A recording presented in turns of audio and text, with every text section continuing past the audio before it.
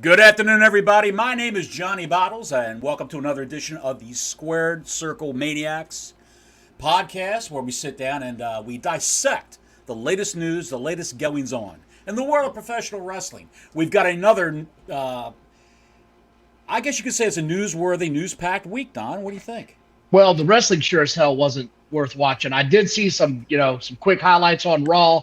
I turned on AEW last night for 2 minutes, and that was enough of that happy horse shit. So I moved on from that quickly. The news was noteworthy this week. Appreciate y'all waiting us out this week. I've had some health issues, but here we go, boys. So, as often in the world of professional wrestling, Motorhead, what goes on behind the scenes can be more interesting than what actually goes on in the center of the ring. Would you agree with that? Oh, absolutely. And I think AEW leads the pack in that entire situation. What's really happening there is not what we see on camera, it's what's going on backstage.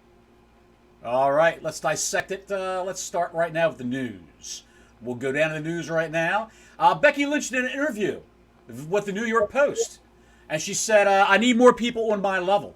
But if nobody's getting any TV time, if nobody's getting any storyline time, then they can't rise up because nobody knows who the hell they are.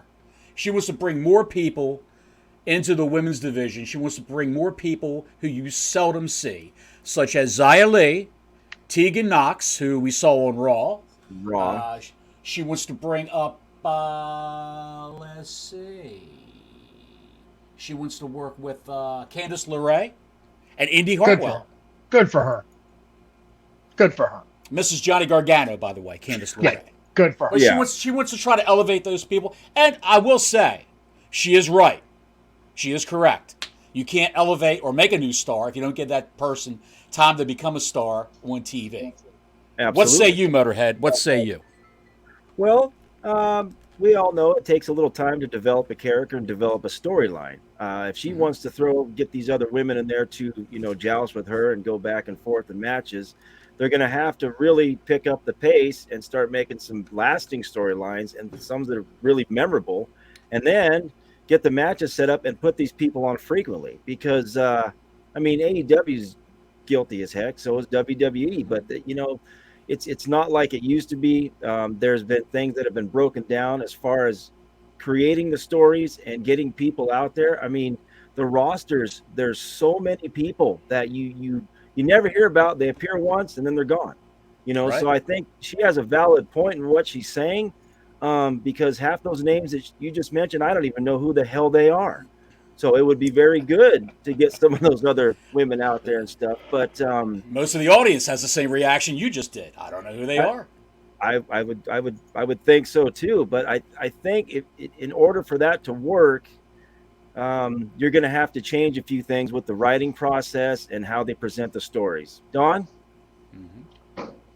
I'm going to have to get a beer if we're going to start off talking women's wrestling, because that's what it is, man. I mean, look, there are some female performers, some ladies that can gravitate your attention. There's not a lot. Rhea Ripley, get your attention. Mm-hmm. Charlotte Flair, get your attention. Jade Cargill needs a little bit of extra spice. We'll talk about her later. She gets your attention. The majority of them don't hit the ropes worth of shit. They can't bounce off the ropes. The ring's too damn big for them to do anything, and it looks like hell when they get in there. If you want to elevate a star, you've got to have some sort of a personality to become a star. And y'all thought I was kidding. Happy Friday, boys. Hey, it looks like it's a nice Guinness there, Motor. It is a Guinness. Yeah, nice. I had a beer all week. I'm enjoying this. Excellent. I have no illusions about these neckbeards that love women's wrestling. Here's the other issue with it. It's a channel-changing moment almost every time it happens, unless you are a bona fide mega superstar. The ratings go straight to the toilet. It's been proven. It goes in the ass. There's nothing good that's going to come out of trying to elevate a bunch of women that aren't ready for the limelight. Becky Lynch, she clearly has a following, right? She has boomed the NXT ratings. She's a star. Right. Who else is in that company? Who else? Because I don't know them either, Motorhead. You've got to have a storyline that's going to cross over onto Raw that's going to make sense. I don't see it right now in NXT. There's a few people I hear about, but I'm not going to tune in to watch that. We've discussed it before. To me, that's the AAA baseball of wrestling. It's their developmental system. I don't want to watch development. I don't want to watch developmental NFL, right? I don't want to watch that. I'm not going to watch AAA baseball. I want to see big boy and big girl wrestling. Becky, if you want them to come up with you, help them out.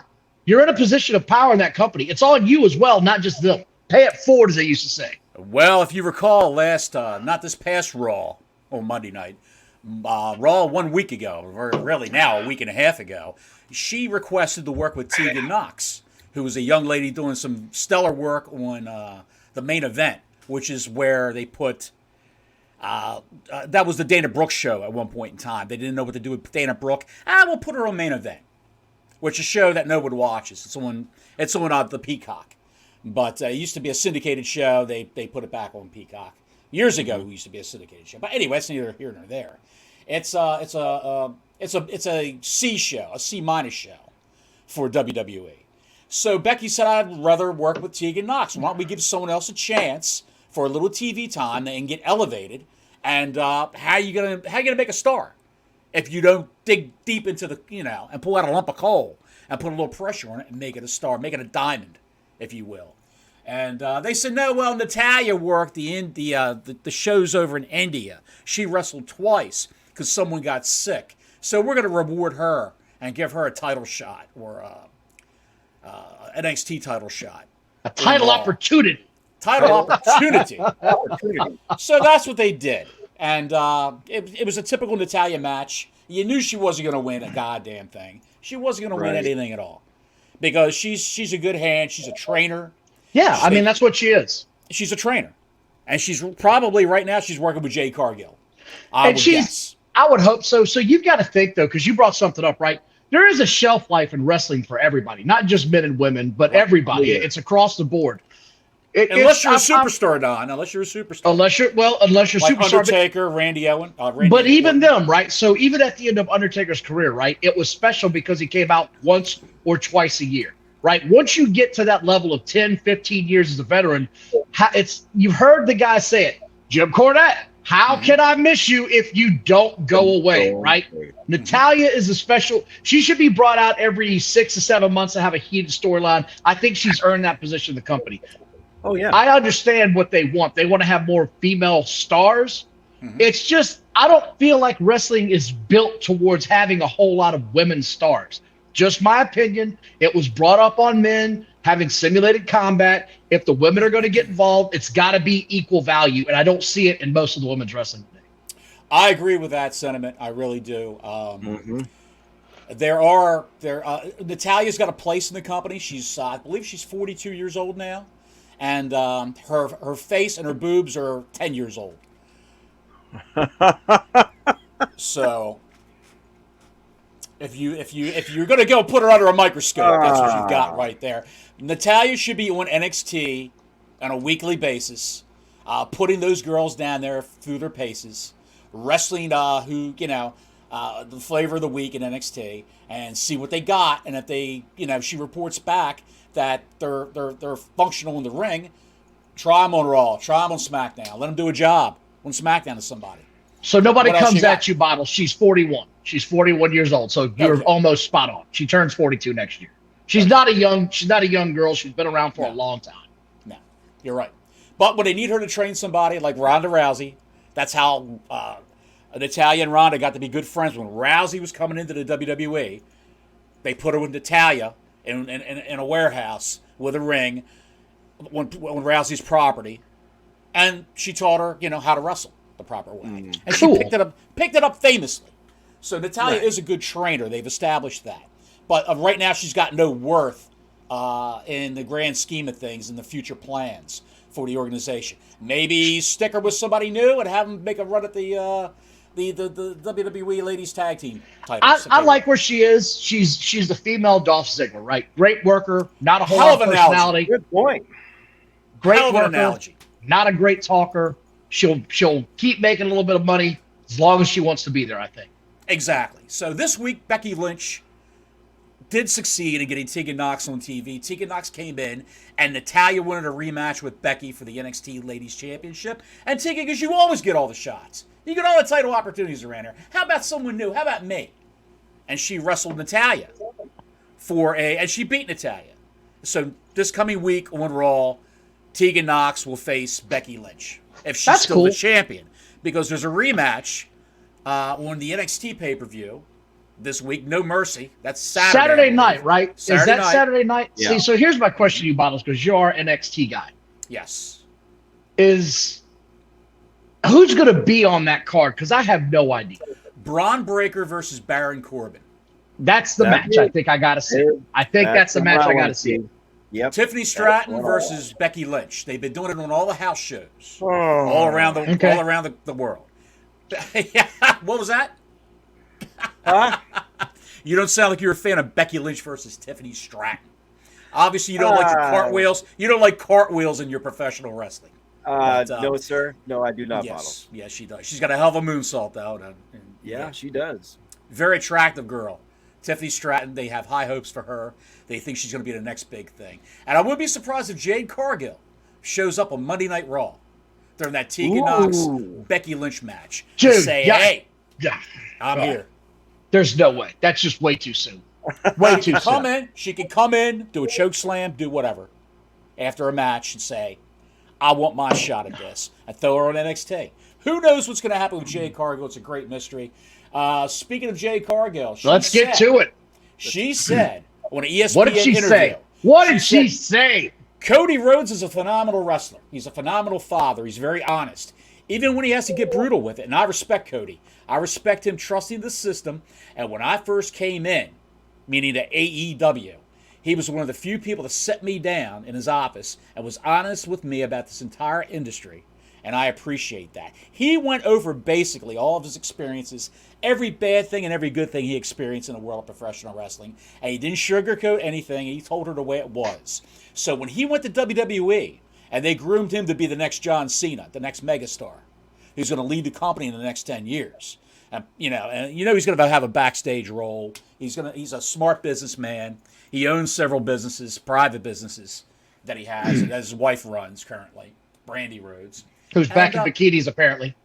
Back in bikinis, baby. Back in bikinis. And Cargill, when she came in and talked to Cody Rhodes at the Performance Center, and he allayed all of her fears, all of her suspicions, all of her worries were all put aside, and they're treating her fantastically down there, like a freaking superstar. And because that's what she is. You cannot look like that and not get treated like a star, right? You can look at that girl in AEW, right? We always, we gave her a bunch of shit, because her in-ring work, we all said needed time. She needed to have shorter segments on the mic. She needed somebody to help work with her. I feel like she's in the right place now to do this. She's not out there being thrown to the wolves, so to speak. She's going to get some time in the ring. I think they're going to figure out what to do with her, right? You can't expect her to come out there and give you a 15 to 20-minute Broadway match where it goes bell to bell. She's a large woman, and I mean large by muscular. She's not short. She's close to 6. Yeah. She's close to 6 feet tall. She is an imposing presence as a woman, right? I don't want to have her have a technical exhibition of a match. I want to see her come out there, and if it's a smaller girl, beat the hell out of her. I did see this. I don't know if you saw this not models.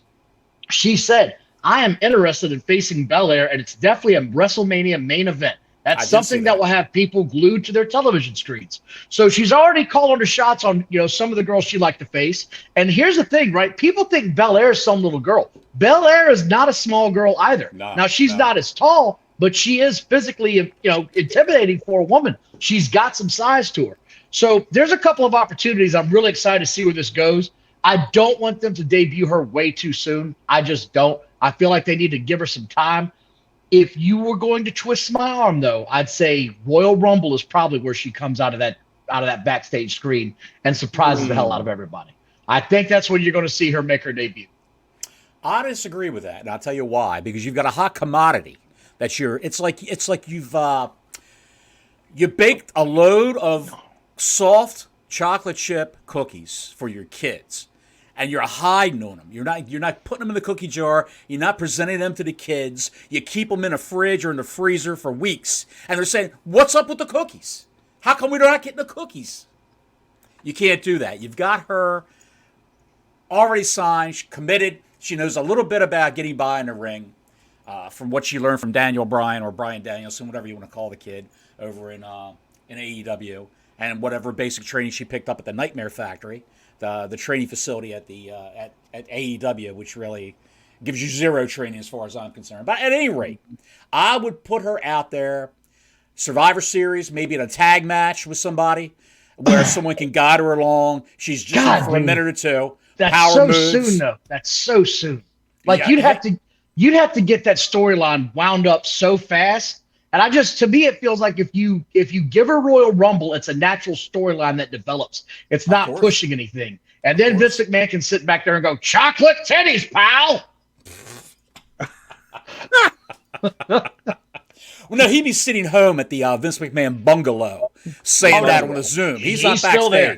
He's still there from what I hear. I hear he still shows up every now and then. Every now and then when they're in New York, when they're close to home. But Motor, when do you think she should come out? Zoom. When do I think she's going to come out? When do you think she should debut? Yeah. I think I'm kind of torn between the two. What both you guys said. Coming out on Raw might be kind of cool, but then again, stashing her away until the Royal Rumble and have her come out, just bing, there she is. So I think both you guys have valid points on that one. Now, I will say this, referring to Bottle's cookie reference, that woman is one hot cookie. So you got to get her out on that damn plate as soon as you can because people are going to eat her up big time, whatever they do. So my personal opinion on when she's going to come out, that's probably going to be, I'm going to say within the next, I'm going to say she comes out before the Royal Rumble. Really? Okay. I'm going to say that. I'm going to say it. And if I'm wrong, then I'll send you a pizza.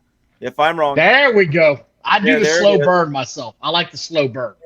Yeah. Speaking of Cody Rhodes, what did he Cody do Rhodes now? He's in touch with a lot of people from AEW. A lot of people the tweet. The tweet. I got the tweet right here. I'm going to show it. I want to see this. You talked about this. There it is.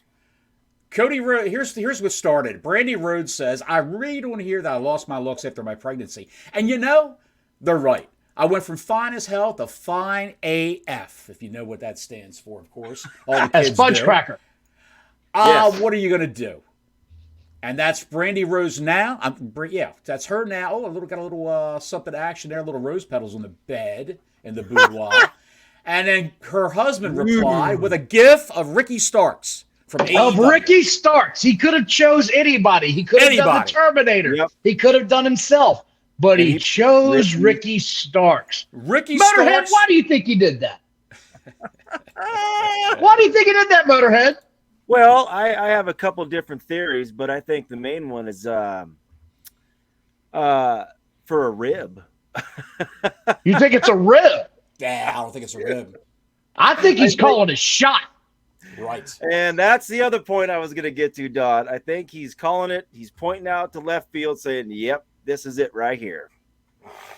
He's foreshadowing the next big signing. There's a guy from AEW who was the second acquisition by the WWE from AEW. Cody was number one. Number two, Brian Pillman Jr. Can I interject something?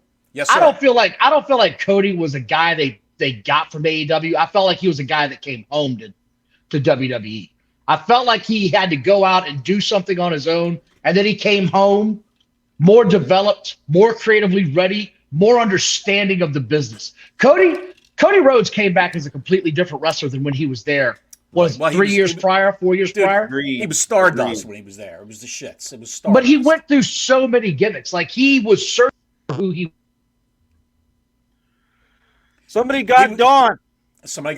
Well, Cody was dashing Cody Rhodes, if you remember that. He had the jet black hair, and he had that pencil thin mustache, much like what Vince looks like now. Goody Mac, Vince looks like a balloon pilot. Vince looks like a 90-year-old dashing Cody Rhodes. Agreed. Don.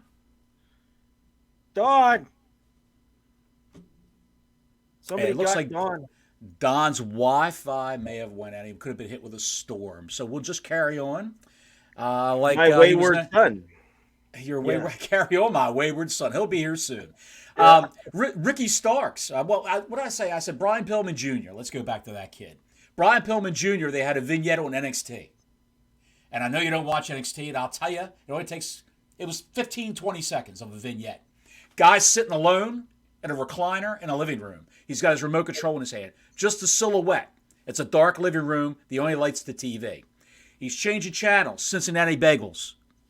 The Cincinnati Bengals with the old uniforms are there on camera.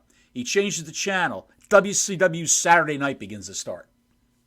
The old WCW Saturday Night begins to start. Right. Yeah, that's foreshadowing. That's foreshadowing that Brian Pillman Jr. is coming to NXT very soon. So yeah, I did see that, by the way, Bottles. That was pretty cool how they did that. I caught the end of that. I was like, teach him how to promo. They'll teach him how to work. Oh yes, and he belongs there as far as I'm concerned. I think they will use him accordingly, and based on his legacy, I think somebody's going to have big plans for him and push him as far as he can go. Because when he was in AEW, it was just another one of those things where he did the little bits, little pieces, and then he just disappeared. Ended up on a milk carton again somewhere, So I think that him going to WWE is going to be a huge, huge push for his career, man. And he's got the name too. Come on, Brian Pillman, crazy Brian Pillman from back in the day. He was one of my favorites. One of my favorites. The loose cannon, Brian Pillman. The loose cannon is so unstable. The number 3 signing, Jade Cargill from AEW. She's in right now. Number 4, I predict, Ricky Starks. His contract's coming up any day now. He was in a great feud with Bryan Danielson. Well, first it was CM Punk. Punk got the can, he got the hook. So he's in the AEW too. Yeah. He was feuding with Bryan Danielson for a hot minute on a couple Collision episodes and on a pay-per-view. And now he's relegated the jerking the curtain, wrestling Wheeler Yuta. Useless. Wheeler useless. I don't want to call the kid that, but yeah, Wheeler useless. He's going to be wrestling him this Sunday at Don Wrestle Dream, don't you know? Yeah, I heard that. I'm so excited. 7,500 seat arena, and they have only got 2,300 tickets sold. Somebody put a tweet out on Twitter or whatever you want to call it now. So who invented Wrestle Dream? What kind of a dream is? I said, no, this is an 8-ball and fueled all night bender of a dream is what this is. Have you seen the card for this piece of shit? It's horrible. Oh yes, it's terrible. Horrible. It's an episode of Dynamite. That's all it is. There you go. I don't even know if I can say that. I'd say it's Rampage. It's an episode of Rampage. Would you pay $50? I wouldn't pay $2. Would you pay $50 for an episode of Rampage? No, sir. No, sir. Hell no. I would not. Hell to the no. Well, Ricky Starks, we hope you make it to the big show, working with Cody Rhodes and Jade. I know that you were good friends with both of those individuals. Don't know how you got along with Brian Pillman Jr., but I'm sure you'll get rid of the label of bargain basement rock, which is what he got stuck with when he first debuted in AEW. He was in the NWA Motorhead on the NWA Power Show on YouTube. That's where he got his start there, and then he got promoted basically to AEW, and it looks like he's headed to the WWE. Will his size be a hindrance is my main concern. He's not an overly big guy. They're not hiring a lot of overly big guys, believe it or not. But they're not hiring little guys either. That's sort of my thing. Guys. If he's 5'11", he can get by. Yeah, if he can get by if he's 5'11", I'll give you that. I don't know if he's that tall though, so we'll see. I like the kid. The little bit that they let him talk, he's been entertaining as hell. But it's once again, it's the Wardlow. Where the hell did he go? What happened to him? Why did it happen again? The words right out of my mouth. Just took the words right out of my mouth. I was going to ask, hey, does anybody know when his contract's up? Because somebody has got to get him in WWE. He is doing nothing in AEW, just wasting away. And like Don said, where the hell is he? Where did he go, man? Well, Tony was doing media interviews for Wrestle Dream, and someone asked him about Wardlow. He said, Wardlow will be back soon. That's all he'd say. He wouldn't say in what company. He just said he'll be back soon. He will be on your TV very, very soon. As soon as that contract's up, you'll see him on WWE television. And I wonder if Wardlow is his real last name. I'm not sure about that. I don't know. Let's go to Impact. We've got a little nugget of info. I don't watch the show. I tried. I couldn't bring myself to watch it. What the hell did you just say? I tried to watch Impact. We're going to talk about what? It was a bad acid trip. I tried to watch Impact when I was doing some mushrooms and acid, and it still didn't make the experience any more palatable. So I got. Am I in another dimension? Motorhead talked me down. He talked me down off the ledge. He said, "Drink a gallon of coffee and smoke 2 left-handed cigarettes." So that's what I did. It straightened me right up. God heaven. PCO. You know who PCO is? PCO is the former Quebecer, Pierre. Remember the Quebecer? Oh, the Quebecer. Was that the dude with the eye patch? That's the guy who had the eye patch. Pierre. His real name is Pierre Carl Ouellette. Like roulette, Ouellette. Well, he is PCO in Impact. The guy's like 55 years old. He's doing a Frankenstein monster gimmick. My hand to God. That's what he's doing in Impact. He's an undead man. He's like a second coming of The Undertaker without the charisma. And, dude, I'm looking at this now. He's got the eye black coming down here, and he's got a contact in it, looks like. Yes. Does he have a glass eye? I swear I think I remember hearing that. I'm not sure. But PCO was on Pat LaPrade's podcast, who was a Canadian podcaster. He said already there were names mentioned by people close to the office, meaning the office backstage at Impact. The names that were circulating were Matt Riddle, Dolph Ziggler, and Mustafa Ali. Those are the 3 names that Impact would try to sign. So, I believe it. Ali would be a great get. He can talk. He looks good. He's in tip-top physical condition. Riddle, you got what you got with Riddle. That's right. Riddle will be a liability in any company he works for. Yep. He'll be a liability. Yep. Riddle got shit canned from the WWE because they needed to cut some people with high salaries. He missed a ton of shows. He can't stop smoking weed. He's addicted to it. Hanging out with porn stars, prostitutes. Yes. Got one knocked up, and that's his girlfriend now. Way to go, buddy. That incident of being drunk on a plane and drunk in the airport when he arrived for a Raw show, and then he didn't make the Raw show. And he said, "Dude, I overslept. I'm on my way. Don't bother coming." They said, "Don't bother coming." Don't bother. If anybody signs that guy, man, get your head checked. That guy's got he's not a professional. He can't be a professional. He couldn't cut at the UFC. They fired him because he was such an idiot then. I heard, Dana White's interview about him saying, "Hey, man, the guy fought 3 times a year. He had to piss clean 3 times a year. You're going to tell me that for 40 days you weren't mentally strong enough to not smoke marijuana? You couldn't go a month and 10 days and not smoke dope? You're mentally weak. You're not made to be a superstar. You're not made out for this business." And they shit canned him. And now that it's TKO, Endeavor is now TKO, and they got WWE, I'm sure when they saw Matt Riddle on the roster, Dana White was drooling at the mouth to shit can that guy twice. Like, I get to fire this moron twice. This is my early Christmas present. Please do something stupid. And Matt Riddle, because he's got the IQ of a thimble, was not long in this world, had to get on the plane, get stupefied, and then tell, "I got sexually molested by the goddamn guy at the TSA counter." Moron. That is the definition of moron. Oh, yeah. My prediction, it can go 2 ways. One of 2 ways for Riddle. One, he'll be doing bare-knuckle boxing for $1,000, $2,000 a fight very soon. Mm-hmm. Number 2, he'll be a security guard at Target if he can pass the drug test. So I would say bare knuckle boxing will be the way to go for Matt Riddle, because he won't get hired in the UFC, of course. Motor, you got something I can tell.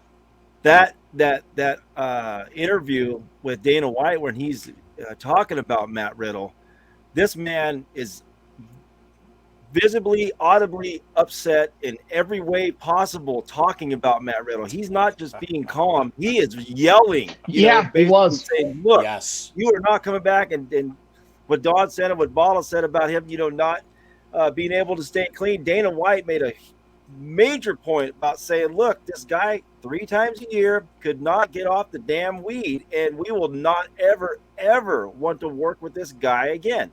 And Don made a really good point, too, about, "Hey, man, I get to fire this guy twice. Man, it is an early goddamn Christmas." Because, anybody that has rhinos and butterflies and birds fly out their ass on a wrestling program, I'm sorry. I missed the boat on that one years ago, and I'll never catch it. So, good riddance. Good luck at your future employment at Walmart or Jiffy Lube, and best of luck to you there, Riddle. I'll say one last thing about Matt Riddle. Do you want fries with that? He traveled. He traveled. That'd be a job that's too hard for him to comprehend. Bro, this computer's like crazy and stuff, man. He traveled with Randy Orton when they were a tag team. And Randy got him to all the arenas on time. He got him to the hotels on time. However, with Randy gone for coming up on a year now, or was it over a year? It's over a year. It's over a year. He's been gone for over a year. Riddle's been effing up and effing up and effing up. The man is dumber than a dog's dick. That's all I can say. I'm done with Matt Riddle. I'm glad he's not on my TV anymore. Everybody's done with Matt Riddle. Yeah. Horrible.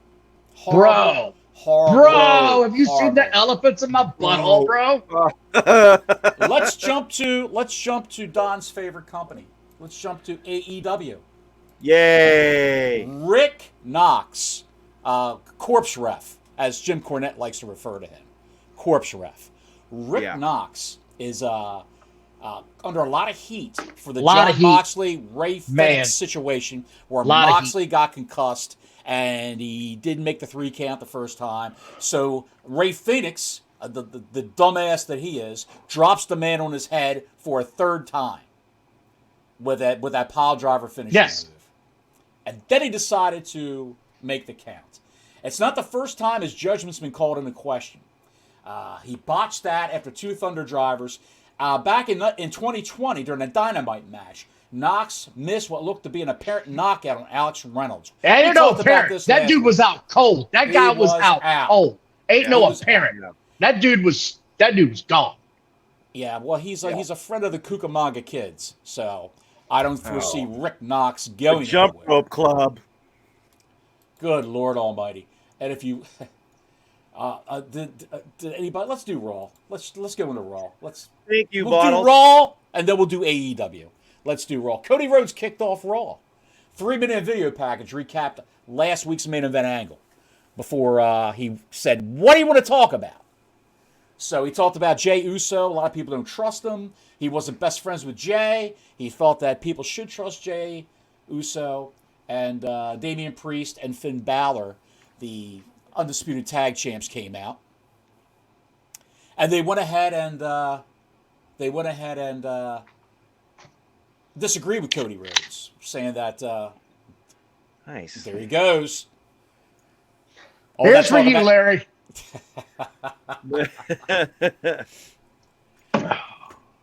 Anyway, basically the gist of the whole thing was they set up the main event of the show, which would be... Let me guess, because I didn't see it.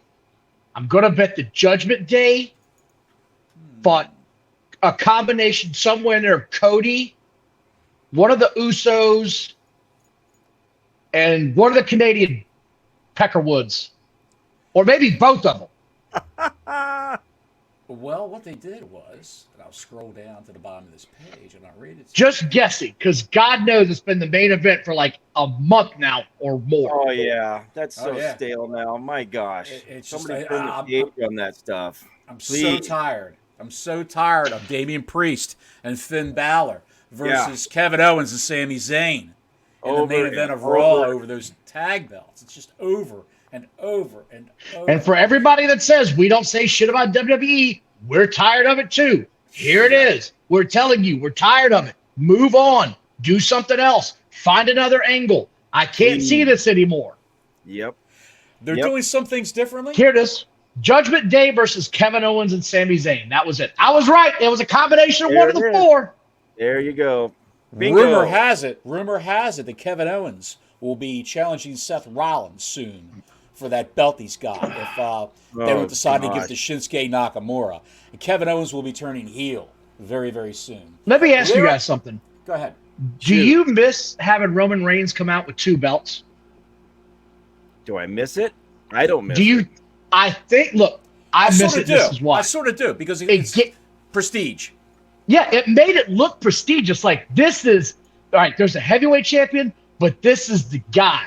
This is the guy. He's got 2 belts. That's how you know he's a top dog. He's the Universal and the WWE Undisputed Champion. I missed that. I thought it was a good thing when they had it. I don't like the one belt look anymore. Once you got me hooked on the two belts, man, and you take it away, now it looks like it's less than. It's just another paper champion you got on your show. Right. Anyway, I digress. Continue on, Models. If you've ever been to SeaWorld and like the killer whales, we had two in the ring going at it hard and heavy. Bronson Reed versus Otis. And once again, Otis does the job, which I just can't understand. You got a guy that the crowd cheers for. They love the guy. The oh yeah routine. The caterpillar move that he does before he drops that elbow. Fantastic. I don't understand why he's jobbing out so much. A guy who can bench press 700 pounds is jobbing out to Bronson Reed. I haven't seen a good old-fashioned big man match in so long. I forgot what they looked like. I was so entertained by this match. It wasn't. I'm not saying I shouldn't. Here's the thing. I don't want to see it every week, but by God, save this for a pay-per-view. That was outstanding. Right. As an episode of Raw, Don, you knew the outcome. Bronson Reed is gonna beat Otis. So there was no drama in that whatsoever. Hey, you know what else was great? Nobody did a stupid flip. It was just two guys beating the hell out of each other. No Canadian destroyers within sight. No Canadian destroyers within sight. God, I'm sick of seeing that move. Jesus H. Christ. You might as well just slap him on the ass because that's about how effective the Canadian destroyers are now. Everywhere. Sorry. Everywhere. We'll talk about that later. Maybe my indigestion will go down. Just thinking about it, I'm getting indigestion.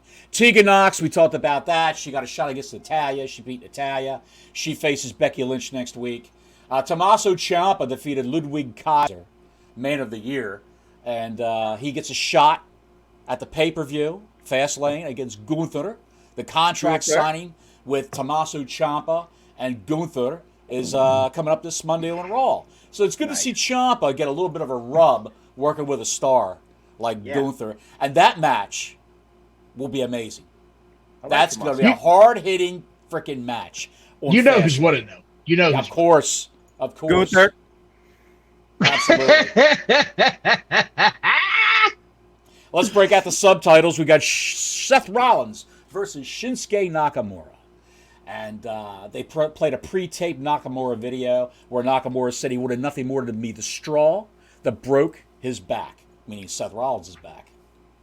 Why didn't they use him this way when he came in? He's been been so good. Good points. Been so good. Why didn't I get this when he first came out? The music when he first came to the WWE was great. I liked his entrance, but this version of him doing interviews, oh my God, it's entertaining as hell. Excellent. Mm-hmm. Agreed. Definitely agree. Very entertaining. They should have ran with this in the very beginning, but as Bottles has mentioned, Vinnie Mac, I think, had a big hand in that, I'm sure. It kind of pisses you off, though, don't it, Moto, that they didn't? Like, we've had this is like 7 years now he's been in WWE that we weren't getting this. Just think where he could be by now. 7 years if you'd have been doing this.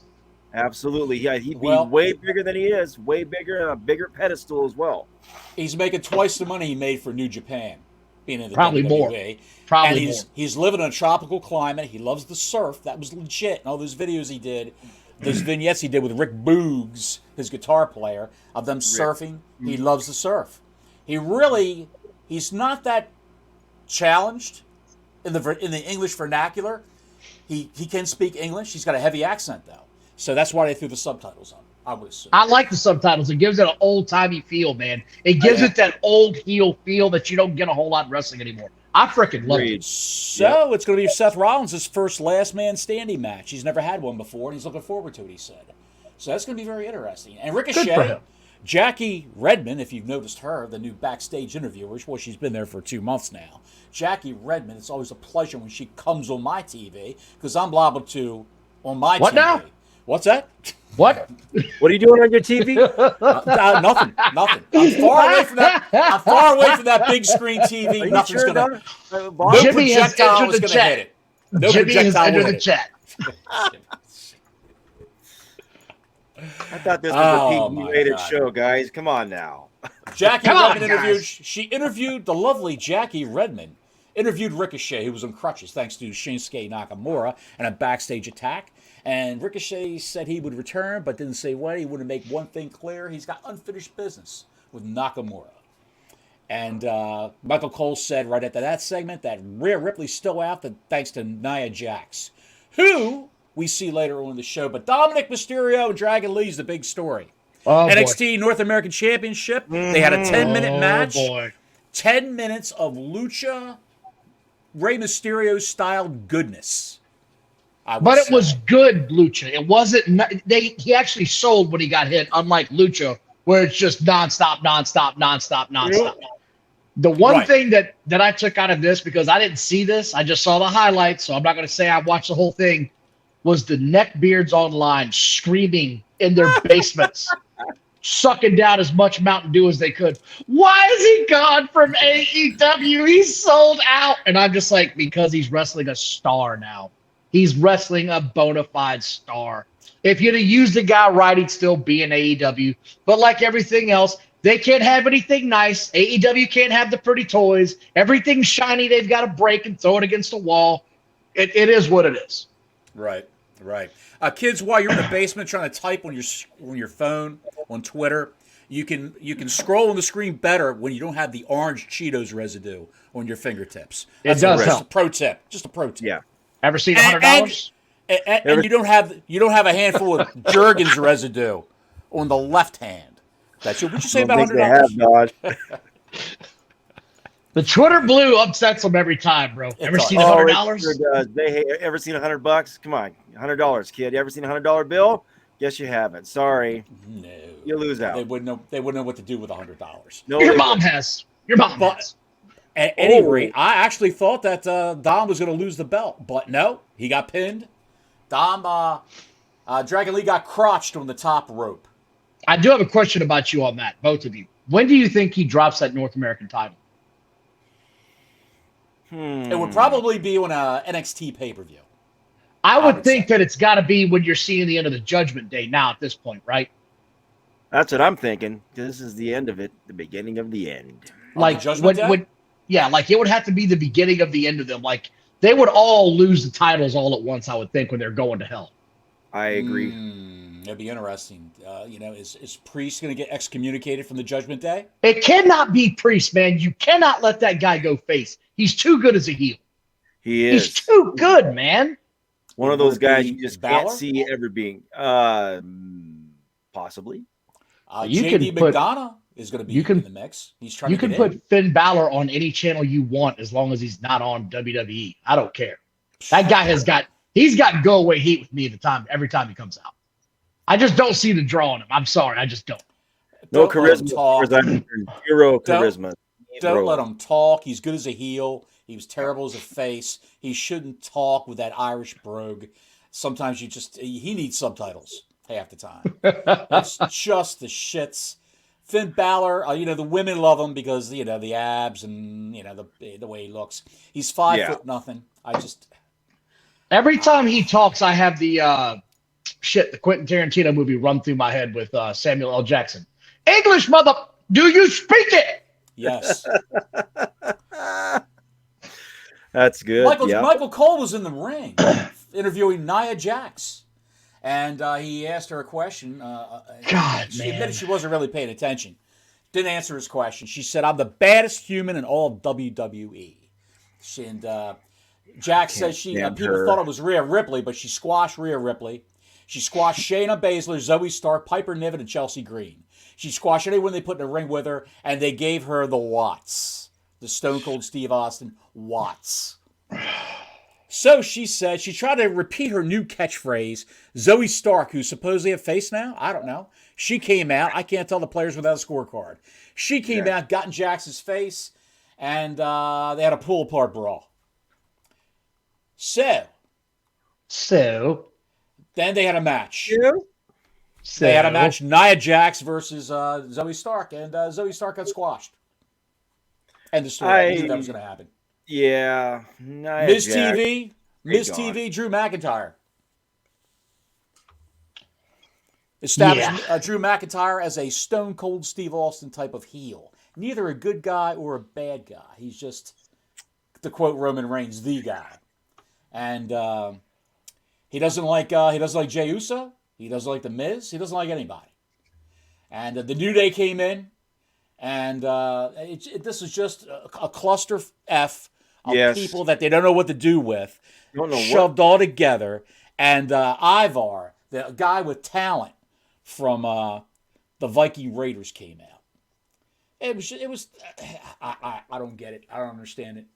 I'm trying to. It's a mess. It's just a McIntyre's got go away heat with me. He needs to be off TV for about 6 months and then bring him Agreed. back.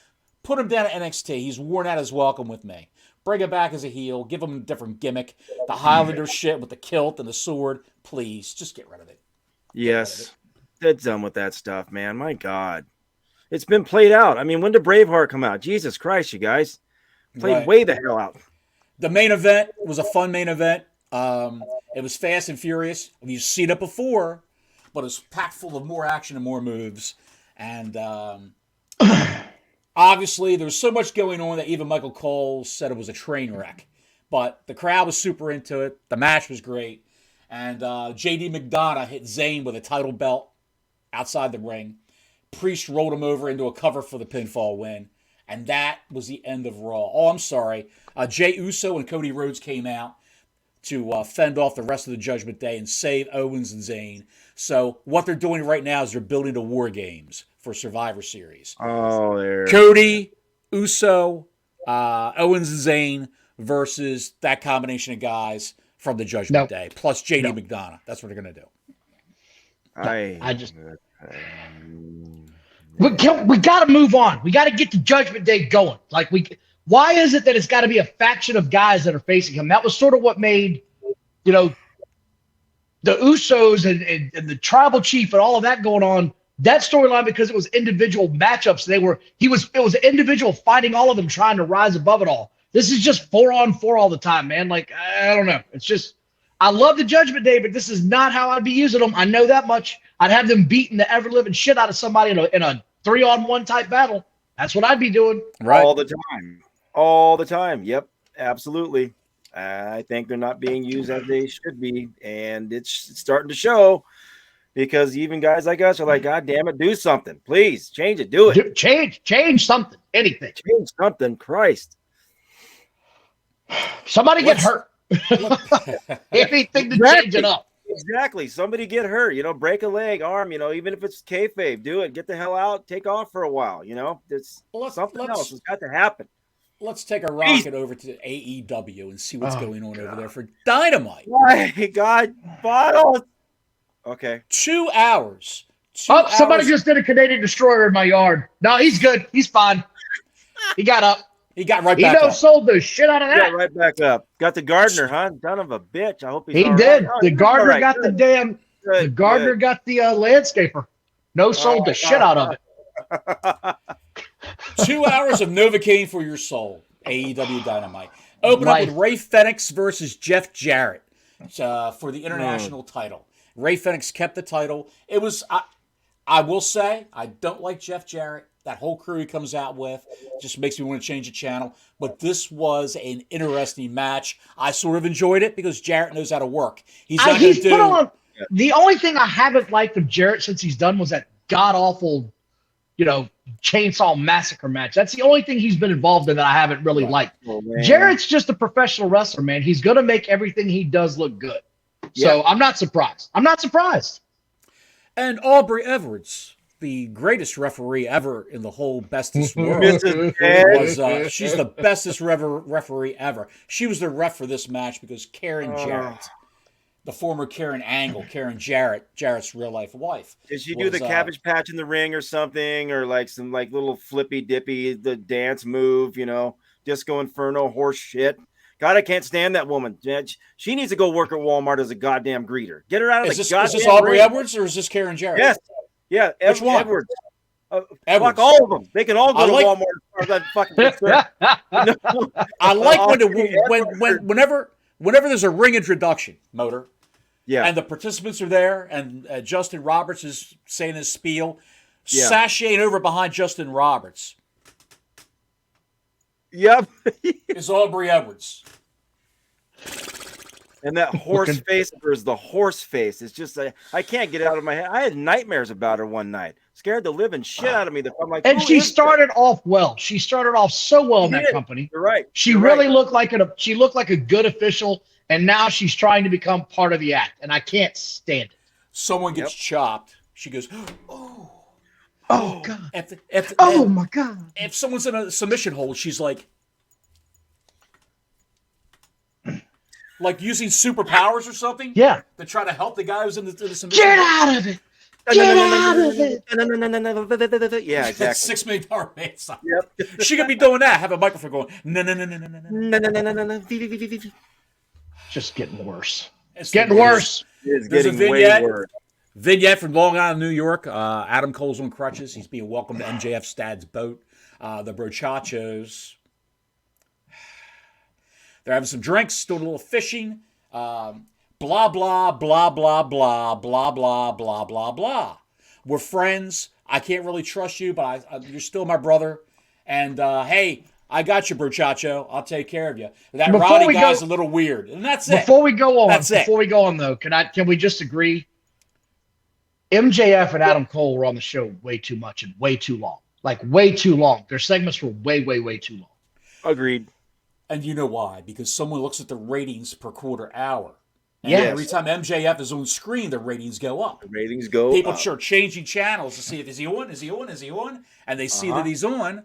You can just go on Twitter and somebody will say MJF's on TV, blah blah blah. So this is just me being a fan. I grew up watching wrestling, 80s, 90s, bailed on in the early 2000s, and then coming back now since like 2015. Is it just me, or is Tony Khan trying to use what he saw in the 90s with these backstage segments? Oh, yeah. Where he wants to bring in the big stars and give them their moments.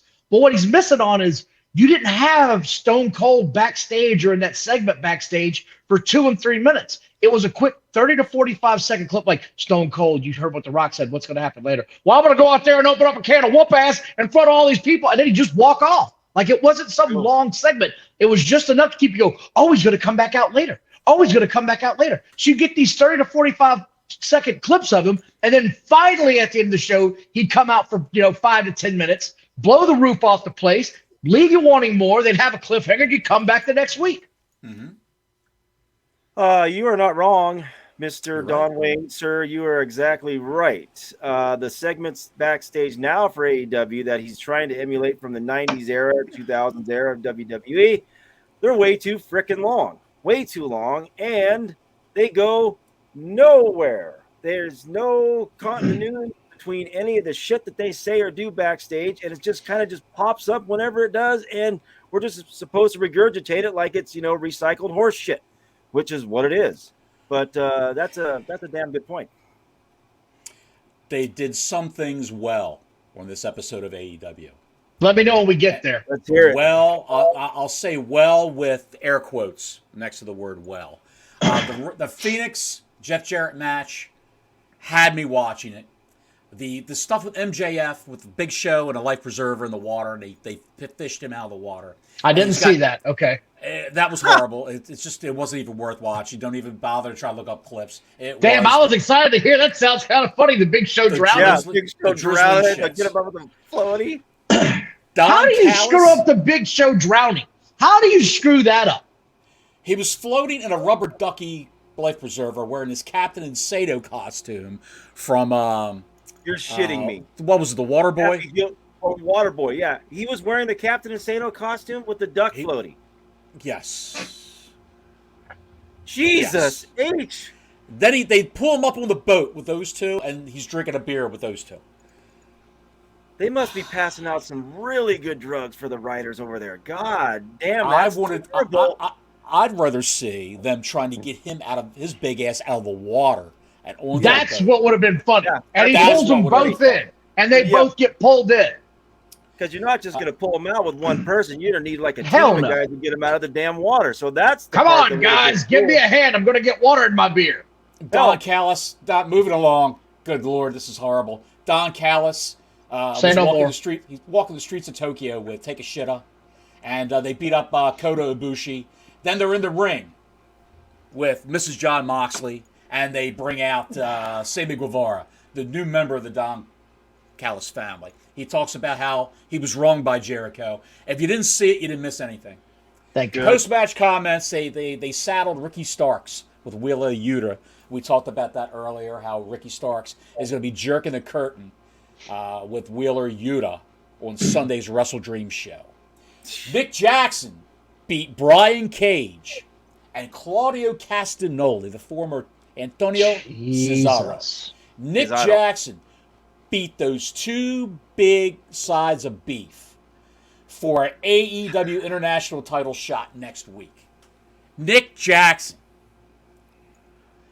One of the Bung Boys, one of the Bung Yucks, really beat but we're not done yet. We're not done with them yet. Oh, sir. We got another Jackson later. We got another Jackson later, and his name's not Michael.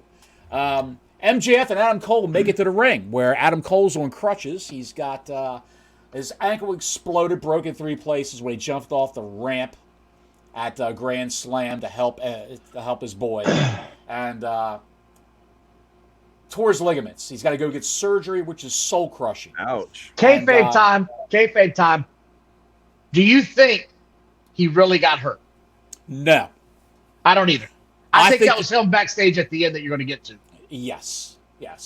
Roderick Strong, still in the hospital gown, and wheeled to the stage in a wheelchair. I guess with the neck brace. With the neck brace, you can't walk. Meanwhile, Adam Cole's on crutches, no wheelchair. But Roderick Strong's got a neck injury, is being wheeled around in a wheelchair. And he's crying that he needs Adam. He needs Adam. I need you right away. It's urgent. I need you right away. I don't know if they're having some sort of homosexual liaison relationship. I'm not sure. Not that there's anything wrong with that. But that would probably make more interesting television than what they're actually putting on my TV right now. I don't know what they're doing right now. I don't know.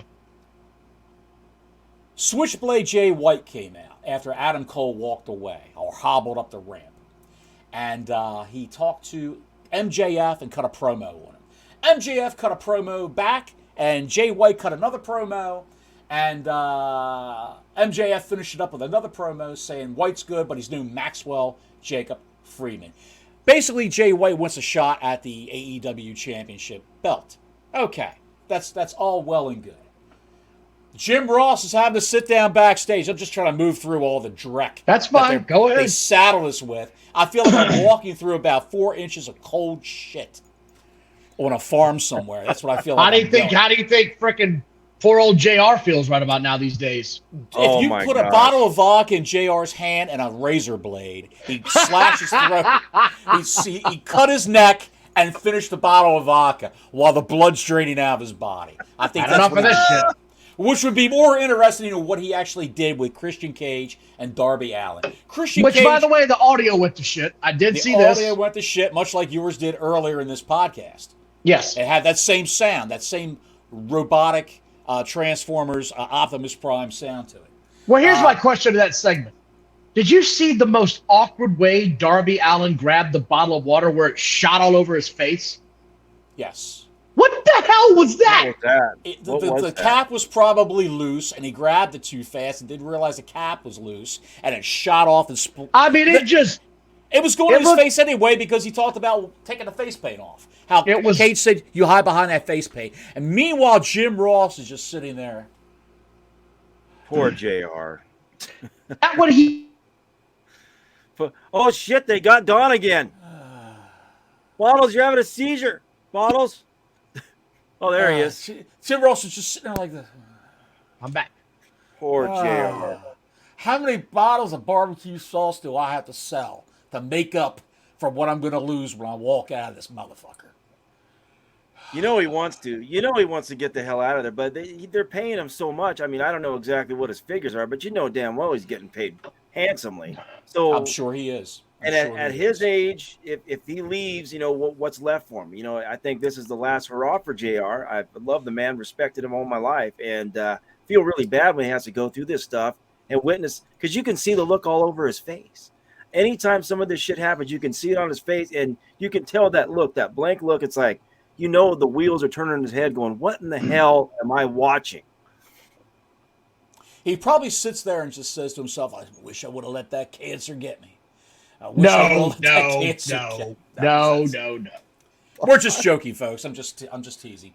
Let's go to the next match. Yes, please. Orange Cassidy defeated Dawn's favorite. Penta El Zero Miedo, who spends most of his matches translating for the deaf, whatever that thing is he does. He does a move.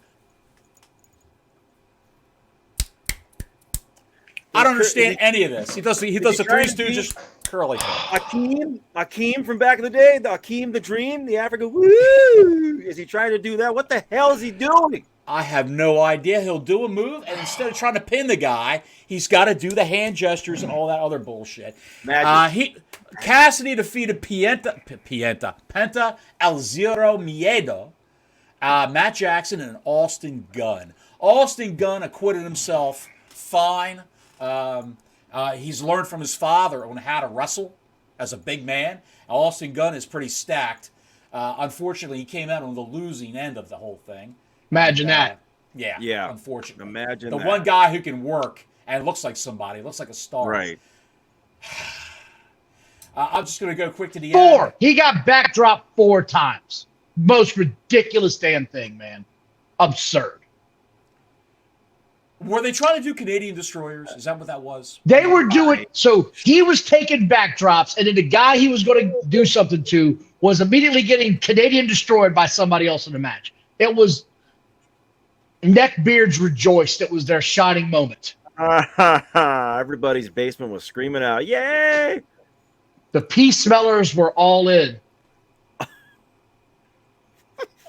I think I just vomited in the back of my throat a little bit. I'm trying to keep it down. I have a headache. Julia Hart with the gelatinous Brody King, cop hater Brody King, defeated Willow Nightingale, and that was actually a good match. I'm growing on Willow Nightingale. I really can't expect a lot from Julia Hart. You can't expect a lot. No, I expect nothing.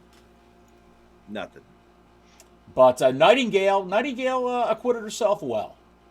She has the last few matches she's had. She's looked like a pro.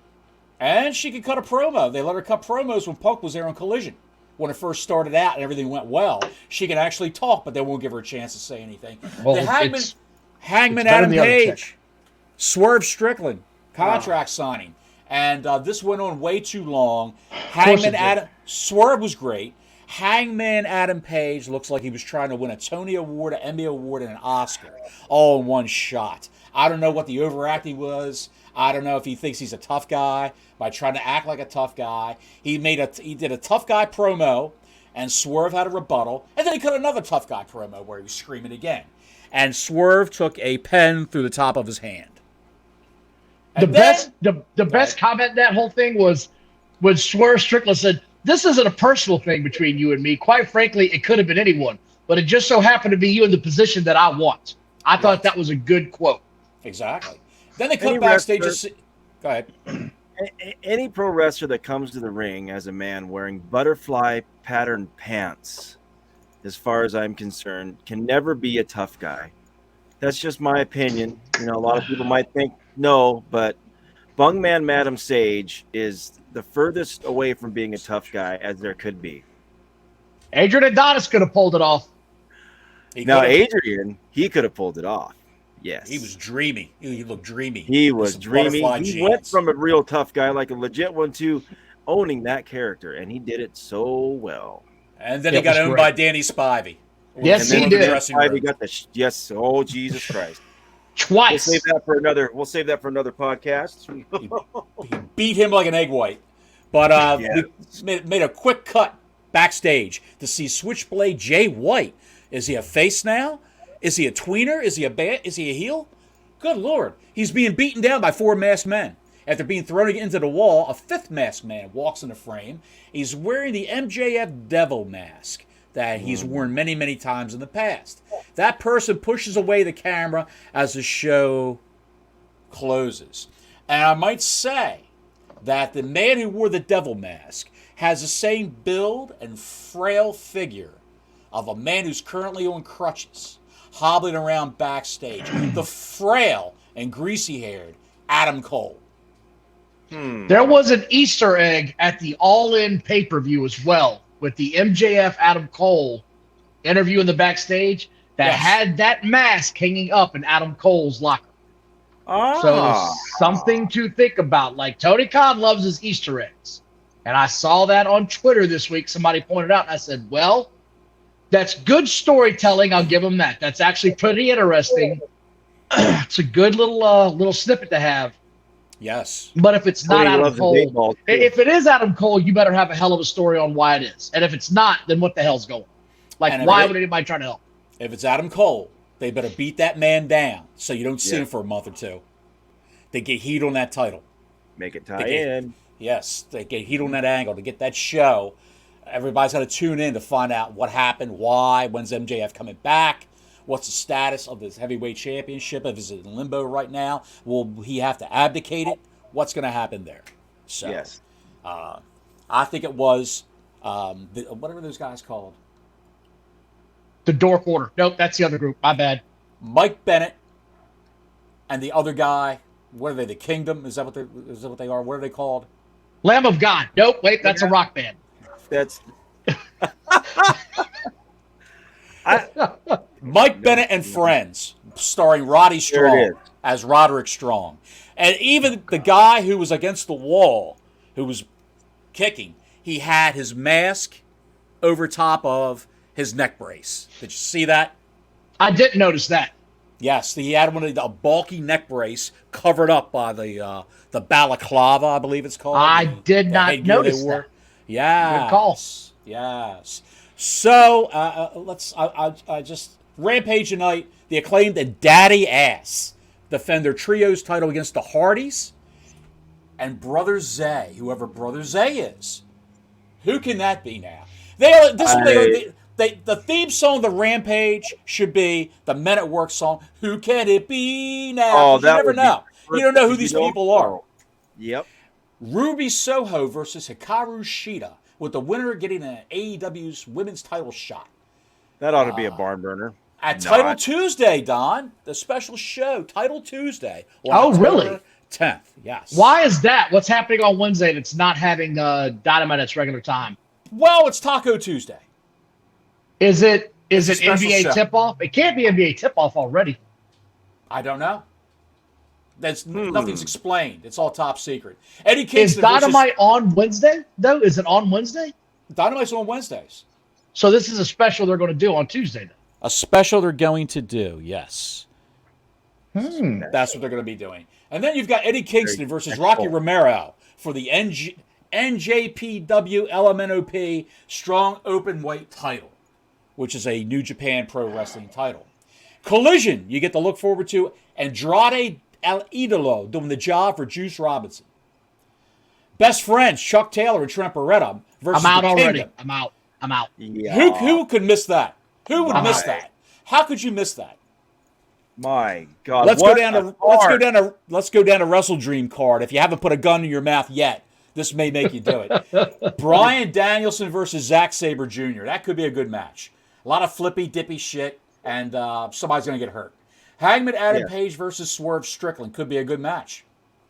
Kenny Omega, Chris Jericho, and Kota Ibushi versus Konosuke Takeshita, Sammy Guevara, and Will Ospreay in a egg roll on a pole match with Don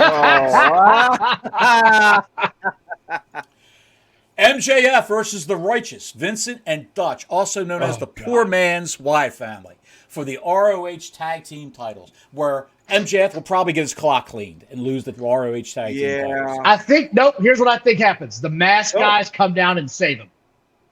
Ooh. The mask guy got gone. Oh, no, there he is. Okay. Here we go. FTR versus Aussie Open for the AEW Tag Team titles. That will probably be the best match on the card right there.